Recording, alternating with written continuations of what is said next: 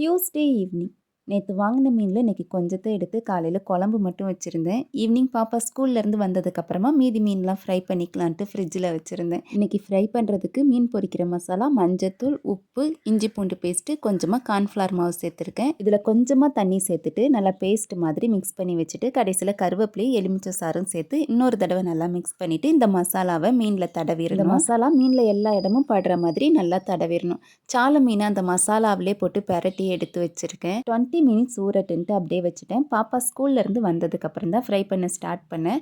நான் இன்றைக்கி தோசை கல் தான் எடுத்திருக்கேன். இந்த மாதிரி கல்லில் ஃப்ரை பண்ணும்போது இதோடைய டேஸ்ட்டு சூப்பராக இருக்கும். அதே மாதிரி ஆயிலும் கம்மியாக தான் ஆகும். என்னதான் பெரிய மீன் இருந்தாலும் சால மீன் ஃப்ரைனா போதும். பாப்பாவுக்கு ரொம்ப பிடிக்கும். அதனால் அவள் சால மீன் மட்டும்தான் சாப்பிட்டா. அன்னைக்கு பிளான்ட் வைக்கிறதுக்காக பிளாஸ்டிக் பாட் வாங்கியிருந்தேன் இல்லையா, இன்றைக்கி தான் எல்லா செடியுமே எடுத்து வச்சுட்டு இருந்தேன். இன்டோரில் என்ன பிளான்ட்லாம் இருந்ததோ அது மட்டும்தான் மாற்றி எடுத்து வச்சேன். ஒரு 3 செடி தான் இன்டோரில் இருந்தது. அந்த 3 செடி மட்டும் மாற்றி எடுத்து வச்சேன். இன்னும் 2 பாட் சும்மா தான் இருக்குது. அதில் வேறு ஏதாவது செடி வைக்கணும்.